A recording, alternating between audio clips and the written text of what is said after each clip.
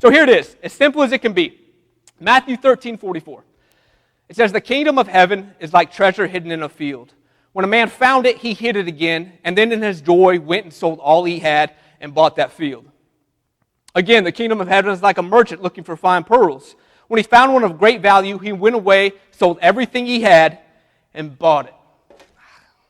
Now watch this.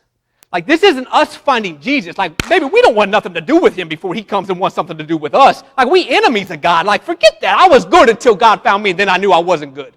You know what I'm talking about? Like, this is not us finding him. This is him finding us. He saw us in our dirt, in our sin, in our just disaster of a life and heart.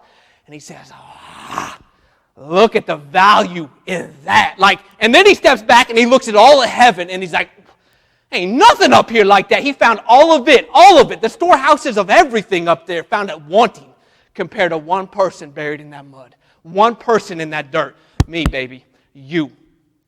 And he says, I got to have it.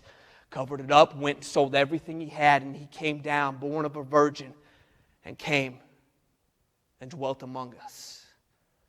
Like, why did he have to do it? Because the love. If you understood how much he loved you, if you just resonate in that, percolate in that, like meditate on that for a minute, that he found everything else in want compared to coming down for you. Because do you realize, like, for him to rescue us, he couldn't do it from a distance. He had to come down and put himself in chains.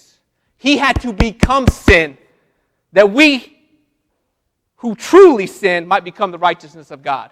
Like, he who knew no sin became sin, that we might become the righteousness of God. Like, he had to come down himself and work within the system that we work in.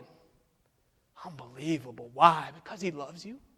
Period. Why else would you give everything else up? Like, parents, those of you that have children, you understand this completely. 100%. Like, you see your kid mess up, right?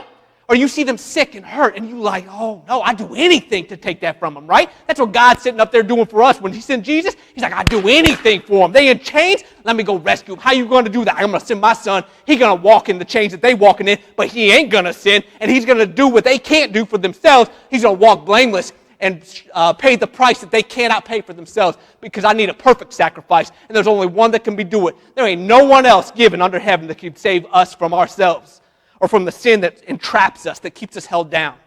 And he sent Jesus into that to do what only he could do, and that's all he was doing.